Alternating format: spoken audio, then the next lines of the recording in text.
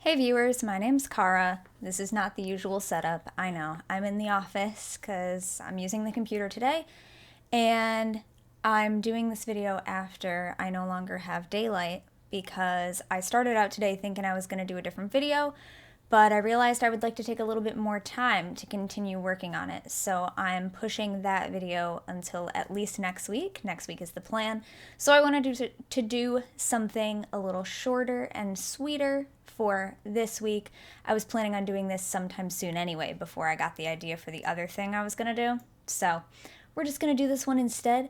This video is just going to be me answering a few questions that I happened to notice people have recently asked in the comments of my videos as I've just been glancing through them.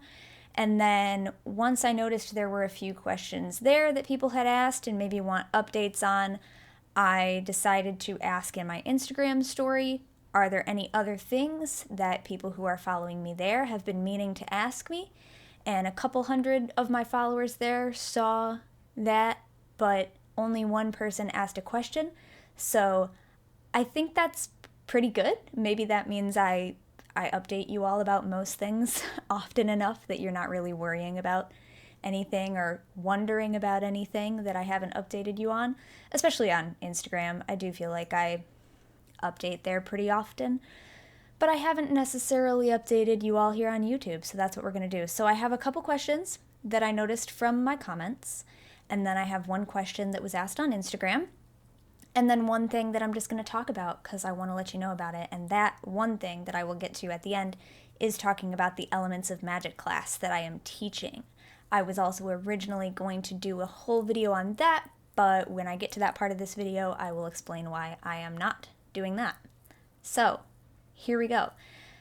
The first question that I noticed in the comments of a recent video is kind of random. It has nothing to do with the video, so I think maybe it's just something this person was wondering, is, am I still vegan? And yes, I am. That's a very easy one to answer. Yes, I am. Going on about 9 years now. So I think the most recent time I have explicitly mentioned it on the channel was within the past few months, whenever it was that we got our first big snowfall here, so probably like December of 2020, so a few months ago now, I posted a video sharing my personal vegan hot cocoa recipe, which is how I make myself hot cocoa from scratch using unsweetened cocoa powder, raw cane sugar, almond milk, etc. So I think that's the last time I maybe explicitly mentioned it on here, so maybe that's why some people might be wondering. So yes, I am. It's been almost 9 years now since I sort of started being in charge of buying my own food, and I went vegetarian at that point, and then I was slowly transitioning into having vegan options of things like butter and chocolate, stuff like that. I have learned to like dark chocolate more over the past 9 years because, like, as a kid, I couldn't stand dark chocolate and how bitter it is, and now I know how to make it work for me. So, yeah. It's not something that I was like trying on as a temporary thing. It was always something that I wanted to do, but I was not always in control of my own food intake as a kid. And then even in college, it was a little more difficult because I was on a meal plan, so I wasn't really worrying about trying to make that big change at the time. But when I did it, it was always intended to be forever. It's not something that I'm planning on going back on for any reason other than, like, I don't know. You know, everybody always likes to point out the what about in a post-apocalyptic nightmare world where you have nothing to eat because there's no plants anymore. Like, all right, it will cross that bridge when we get to it. But outside of something like that, no, it's not something that I am ever planning on not doing. So yes, I'm still vegan.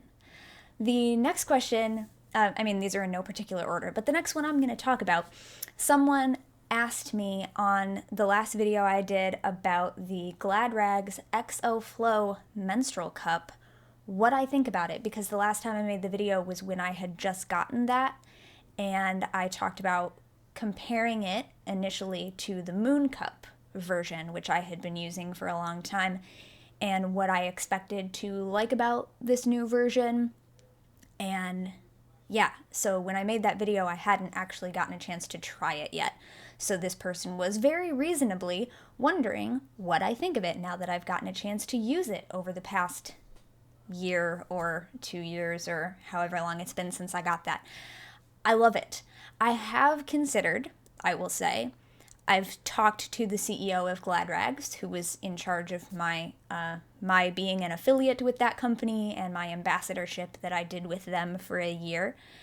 And I've talked to them about like some of the questions that I still have about it, where I'm basically like, I love it, but I'm wondering, is it supposed to be even better? Like, should I have gotten the other size, basically, because it does come in 2 sizes.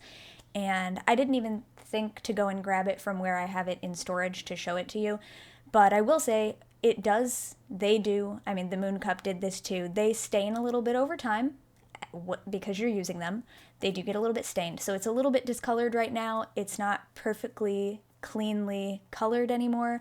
You can take away some of the stains through various ways using baking soda or other kinds of cleaning products, and I do that occasionally, but I haven't done it. So if I had gotten it to bring to the video, it would be a little discolored, and I don't know, that might be awkward to show on camera.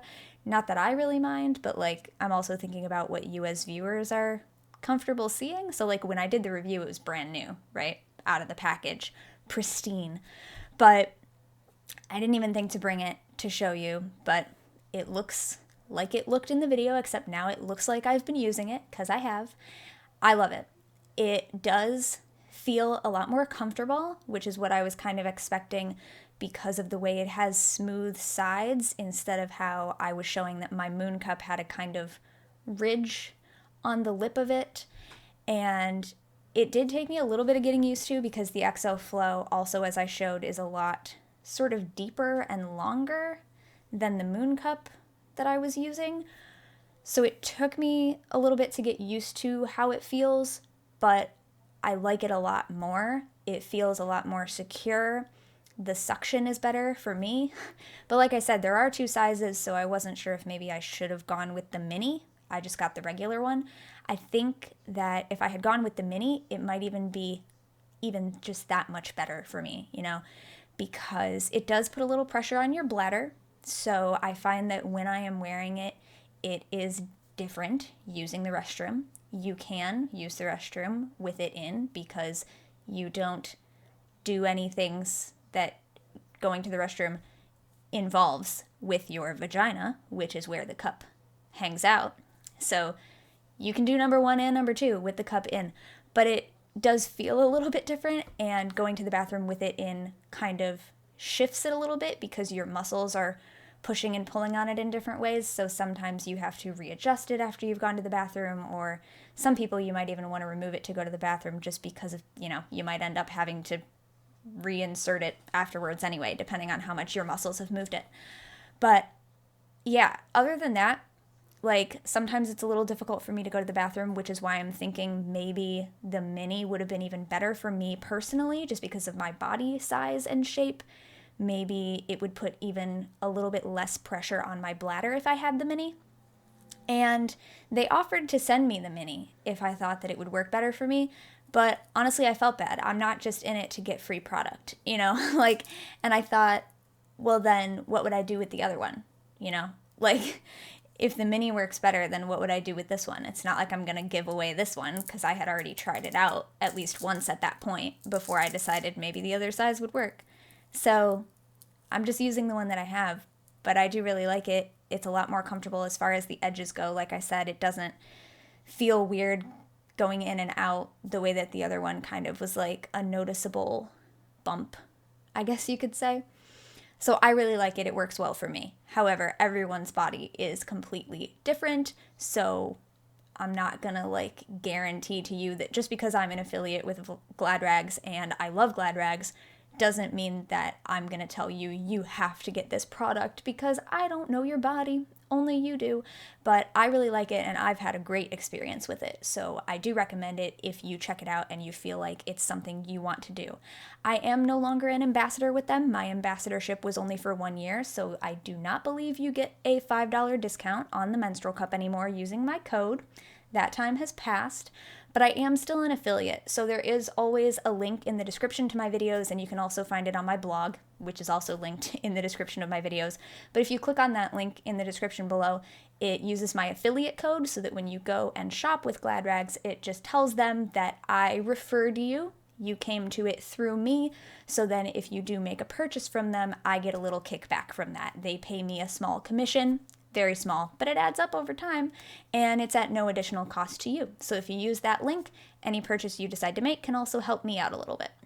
So yeah, I will put timestamps in the description of this video as well, so that people can skip over different sections of the video. So if anybody didn't want to hear me talk about that, they can skip over it. But I know also a lot of you have been, watching my review videos of those things, even if they don't apply to you. Maybe they apply to someone in your life, or maybe you're just interested in hearing me talk about it. I don't know, whatever. So probably a lot of you are okay hearing about it, but just in case anyone doesn't want to, I'll put a timestamp table of contents. I'm not going to be editing this video if I can at all help it. Anyway, the next question that I'm going to address, this was not specifically asked in the comments of recent videos, but it has been asked periodically in multiple places ever since I made those videos talking about our health updates at the end of last year and everything. So a general question I have been asked a few times is, how is my mom doing? My mom's doing okay, thank you. She did have COVID, and so did her boyfriend, boyfriend, I think that's the term she uses. They both had it, and they both recovered from it as far as symptoms go fairly quickly, but they still had it, they were still testing positive for it for a few months. So she's feeling better. She does have her own pre-existing health conditions that were part of why it made her high risk for COVID. So, she deals with that stuff on a day-to-day basis. But as far as anything super unusual out of the ordinary, she's doing well. And they have not gotten the vaccine because since they had it, I guess anybody that I know who has had it has not gotten the vaccine because they are considered to already have antibodies since they had it. So that's not really a thing that's come up for my mom at this time. But yeah, she's doing pretty well, all things considered. She's working, she's back to work, some things reopened where she is. I'm not thrilled about that, but she's got to make money, and so do a lot of people. She's still working in capacities where, masks are still required, and they're still limiting the amount of people, especially indoors and all of that. So they are still following some precautions and guidelines. But yeah, I talk to her fairly often. I will let her know you're thinking about her. So yeah, she's good. And the one question that I got on Instagram is also semi-related to the pandemic.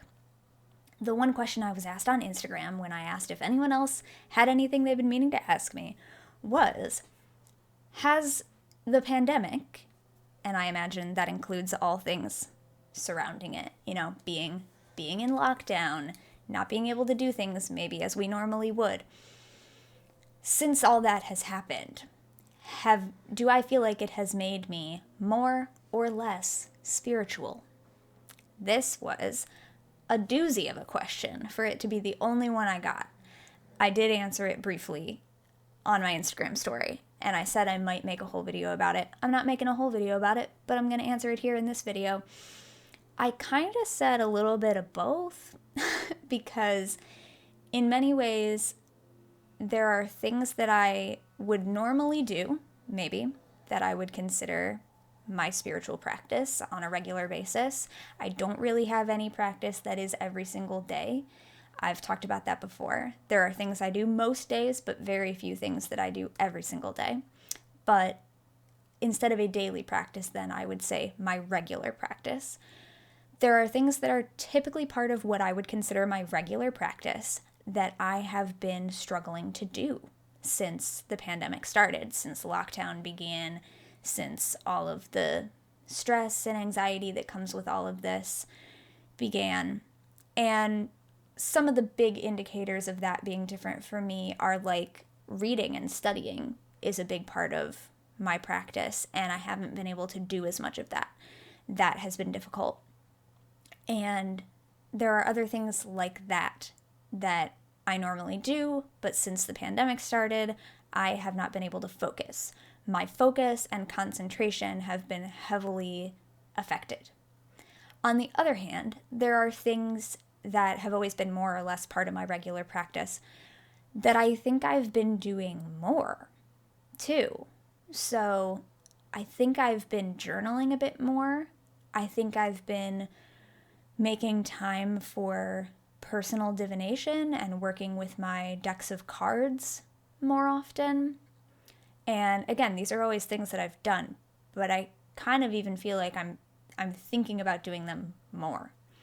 And then the other thing that I've definitely done more is reliably and formally, formally, I feel like I'm misspeaking, but I'm not. Formally acknowledging and celebrating the Sabbats, the holidays, because I have been in a bubble with my partner and the director of the museum where I work.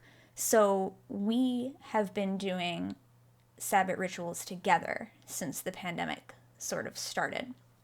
Not completely since it started, because we didn't start an entire year ago. If so, we would have already done all of the Sabbats by now, but we haven't. But the first one we did was Samhain, and it was me and my partner who I live with, so we're bubbled, and the museum director who I work with and their spouse. So they are bubbled and we are connected through work. So once everything reopened, so I started working there again, that kind of expanded my bubble. So we have been doing some Sabbat celebrations together. So we did Samhain together, and then we were going to do winter solstice together, but that actually happened to be the week that we had planned to do it, ended up being a really bad snowstorm or something like that, so I didn't even go into work that weekend. And then the other weekend, something else came up. I forget why, but we ended up not doing it. And then we did the Imbolc ritual, and coming up next will be the equinox in March, and we're planning on doing that one together too.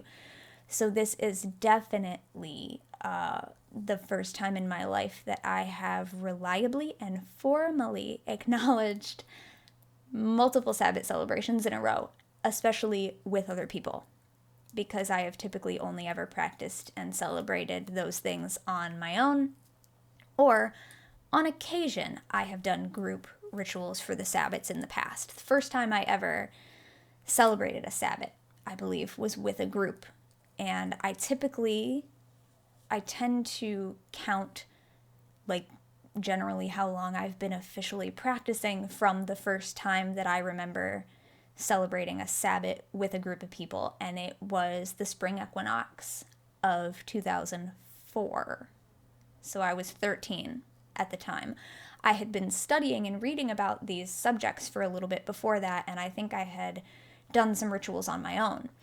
But for whatever reason, I just decided to count how long I've been officially practicing from that first Sabbat celebration that I did with other people, because something about that really made a difference to me and marked, a milestone in my personal path. So, yeah, so it's coming up on, math, however many years it's been since then. So I think there are some things about my personal practice that I have been doing less since the pandemic because the way that I practice them has been affected. So kind of the things that involve a lot of my focus and concentration, like by myself, things for which I require a lot of quiet and alone time have not been so easy because I haven't been alone when we were in lockdown, and it's not as quiet. And with all my neighbors home and all their kids home, it's very noisy here, and that's not typical. So those things have been less. But then there are other things that I've been able to do more of, things that feel like maybe there's less pressure connected to them, or things that I'm able to precisely schedule and do with other people who are kind of in my bubble. And especially since we've been scheduling those things for when I'm working anyway, and then I just stay later after work and we do the ritual after work. So it's been very easy to work that into my schedule. Whereas when it's just me, I can kind of make excuses and not do it. So yeah, has the pandemic made me feel more or less spiritual? Yeah, more or less, Yeah, a little bit less, a little bit more. But that was a very interesting thing for me to think about. Because originally, I was going to say, oh, less. But no, it's just that there are really vastly different areas of what I consider my typical regular practice. And some of them less, some of them more. So thank you for that question. We're at 20 and a half minutes. So this isn't bad. This is still a short video for me, especially since this is not getting edited. So the last thing I want to talk about is the Elements of Magic class that I am co-teaching. I am student teaching a core class in the Reclaiming Tradition of Witchcraft for the first time, so this is a big milestone for me as well. And I wanted to do a whole video about it, telling you about it. We were originally going to announce the class last month, but the announcement got pushed, and then I didn't want to make a video about it for my channel when we hadn't officially announced it yet, right? So I ended up kind of moving things around last month, and that's why I ended up skipping a video last month too, because I moved things around a bit and I didn't know what to do with that space that I had been planning to talk about this class during that week. And then I was like, I can't talk about it now. What do I do? And I wasn't prepared. I didn't have anything else lined up. So I only did 3 videos for my channel last month. And then the announcement of the class got pushed until registration opened. Registration opened this past Monday. Was that Monday? March 1st. And yeah, that was March 1st. Today is Friday, March 5th. Registration opened that day. So I was thinking I'll make a video about the class this week.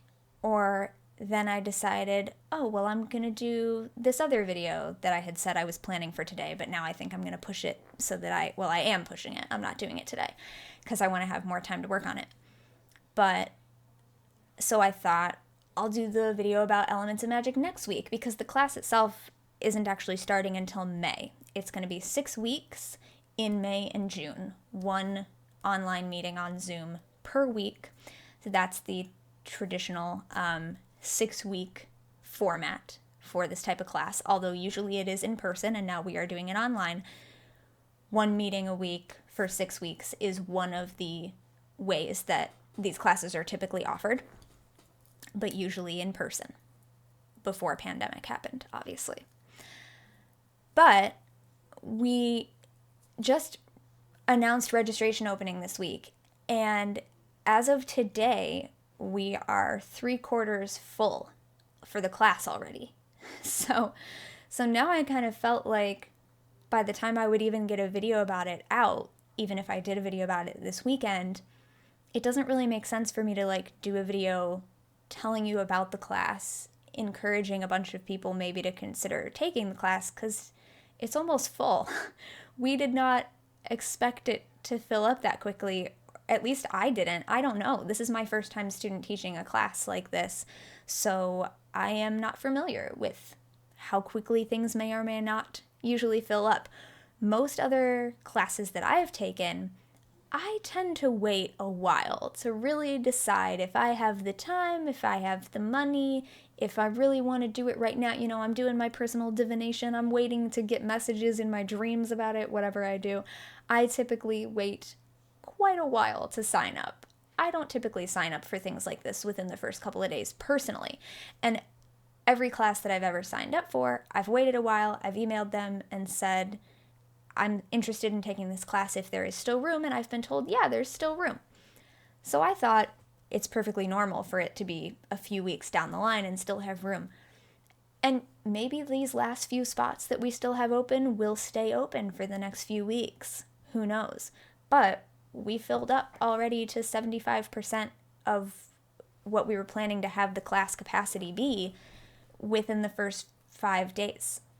And that's exciting, but it's also kind of nerve-wracking, I didn't expect that. It's fun. I am glad that a few of my friends from my local community, my extended local community, Some people I know have been able to sign up. A couple of my good friends from online witchy community and my Patreon community and stuff like that. A couple of you have signed up. Very excited to work with you. But yeah, so I kind of don't feel like it's worth doing an entire video about this class we're planning anymore because it's almost full. You know what I mean? So I can still put the info for it below, and if you're watching it within the next few days, there might still be room. It is a core class within the reclaiming tradition, so if you're interested in reclaiming, it's more likely to be something that you are interested in than, for example, if you are not really interested in reclaiming. It is an introductory class, so you don't have to be part of reclaiming in order to take it, but I'm just being aware of the fact that it's probably more interesting to people who have an interest in that tradition. So, yeah. That's, I think, all I have to say about that for the moment, because the other thing is we have still much more actual planning to do to create the specifics of what we're actually going to be teaching in the class. And of course, I wouldn't be giving away a ton of that stuff because if you're not taking the class, that's part of the mystery, right? You know, some of it is reserved for the experience of actually being part of that group that's doing it.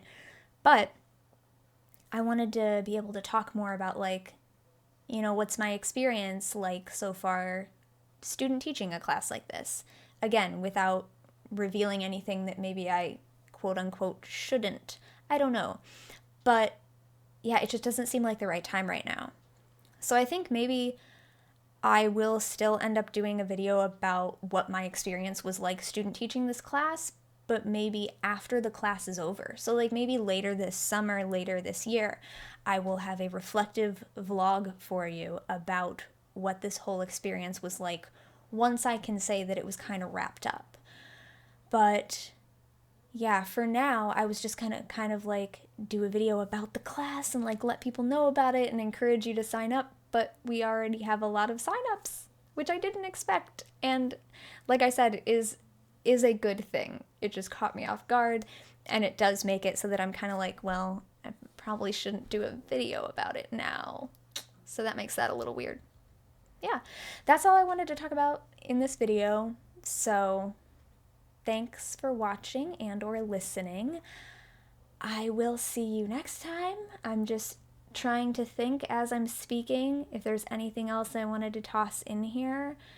Not at this time, I don't think. There will be plenty more to talk to you about other times. And if you are in my Patreon community, there's always more chatting going on there. And if you're not in my Patreon community but you would like to be, you can be. There is a link in the description to that as well, so you can check that out. And I talk about other stuff over there quite a bit. There are bonus videos and posts and all kinds of things going on there. And yeah, what else? There was something else that I was just going to say. Join the Patreon community if you want.